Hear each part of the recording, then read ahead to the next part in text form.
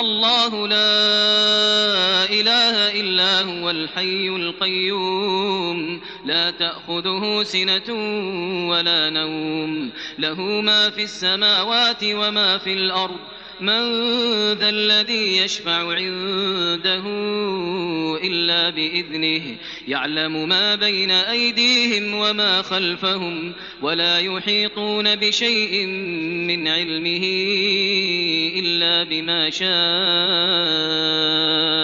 وسع كرسيه السماوات والأرض ولا يؤوده حفظهما وهو العلي العظيم.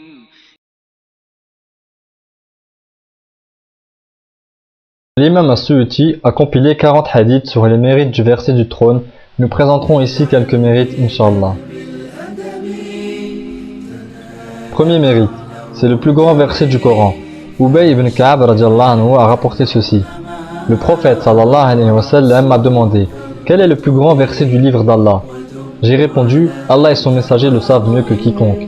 Il a répété sa question plusieurs fois. J'ai répondu finalement, c'est le verset du trône. Il m'a dit alors, félicitations pour ta science, ô Abul Mundir. Par celui qui détient le sort de mon âme, ce verset possède une langue et deux lèvres qui sanctifient le roi au pied du trône.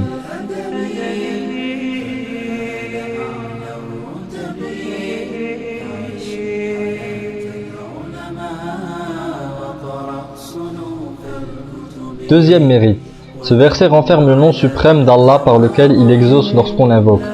Abu Umama radiallahu anhu rapporte ceci. L'envoyé d'Allah sallallahu alayhi wa sallam a dit, le nom suprême d'Allah par lequel il exauce lorsqu'on l'invoque se trouve dans 3 sourates du Coran.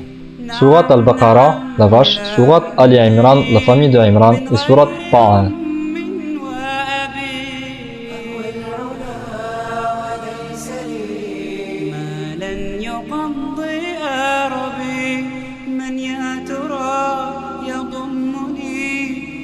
Abu Umama ajoute, j'ai cherché et j'ai trouvé les 3 versets correspondants. Dans Surat Al-Baqarah, c'est Ayat Al-Kursi. Dans Surat Ali Imran, c'est le verset Allahu la ilaha illa huwa al-hayyul qayyum. Dans Surat Ta'a, c'est le verset 111. Les visages s'humilieront en présence d'Al-Hayyul Qayyum. Ce hadith est recensé par Ibn Abi al-Dunya, Tabarani ibn Mardawa, Al-Harawi et Bayhaqi. Bukhari a mentionné ceci. Abu Huraira a dit, le messager d'Allah sallallahu alayhi wa sallam m'a confié la garde de la zakat du Ramadan. Et puis quelqu'un vint prélever des denrées et je l'ai saisi et lui ai dit, je t'emmènerai au messager d'Allah sallallahu alayhi wa sallam. Il me dit, lâche-moi, nous sommes ma famille et moi très nécessiteux. Je l'ai relaxé.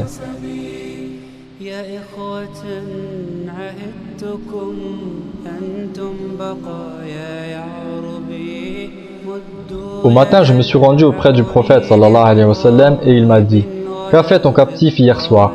J'ai répondu, envoyé d'Allah. Il a évoqué une grande nécessité et une famille nombreuse. C'est pourquoi j'ai eu pitié de lui et l'ai relaxé. La vérité est, dit le prophète, qu'il vous a menti et il retournera. C'est alors que j'ai su qu'il retournerait puisque le prophète sallallahu alayhi wa sallam l'a prédit.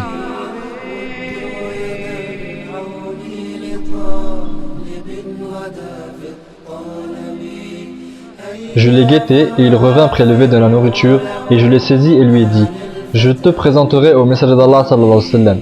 Il dit alors, lâche-moi, nous sommes ma famille et moi-même très nécessiteux. Je l'ai relaxé. Au matin, je me suis rendu auprès du prophète sallallahu alayhi wa sallam et il m'a dit, qu'a fait ton prisonnier d'hier? Je lui dis, ô messager d'Allah, il a évoqué le besoin et une famille nombreuse. C'est pourquoi j'ai eu pitié de lui et l'ai relaxé.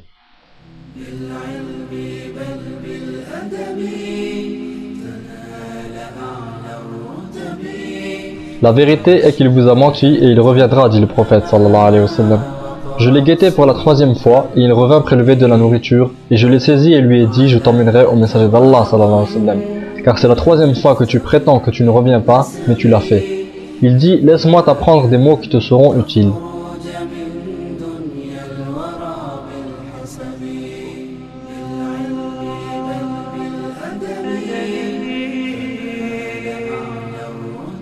Lesquels, lui ai-je dit? Quand tu te couches sur ton lit, récite le verset du trône. Allah, il n'y a point de divinité en dehors de lui, le vivant, le substituant, jusqu'à la fin du verset. Si tu le fais, Allah t'affectera un gardien et Satan ne s'approchera pas de toi jusqu'au matin. Je l'ai relaxé, et puis au matin je me suis rendu auprès du messager d'Allah sallallahu alayhi wa sallam et il m'a dit « Qu'a fait ton prisonnier d'hier ?» Je lui ai dit « Il a prétendu m'avoir appris des mots dont Allah me fera profiter. »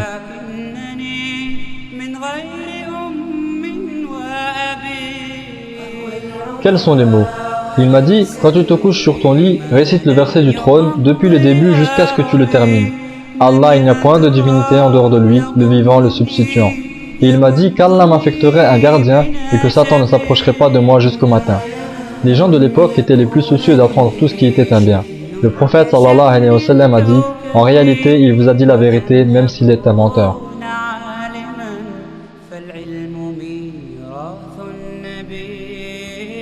Tu sais à qui tu as affaire depuis 3 nuits? Non, c'est Satan. Selon une autre version, je n'en prenais que pour une famille pauvre des djinns. Il le relâcha alors, puis il revint une deuxième et troisième fois. Je lui dis alors, tu t'étais engagé à ne pas revenir. Je ne te lâcherai pas aujourd'hui avant de t'emmener devant le prophète sallallahu alayhi wa sallam. Il dit, ne le fais pas.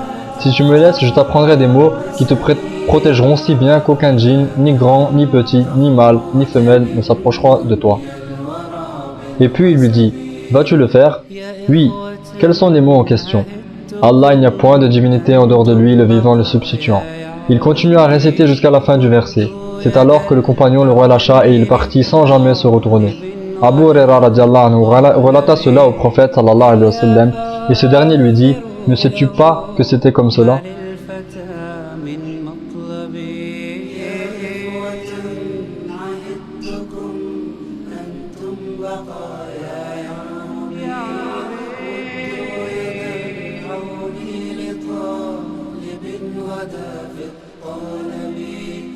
Troisième mérite, à propos du mérite de la lecture du verset au sortir des prières prescrites.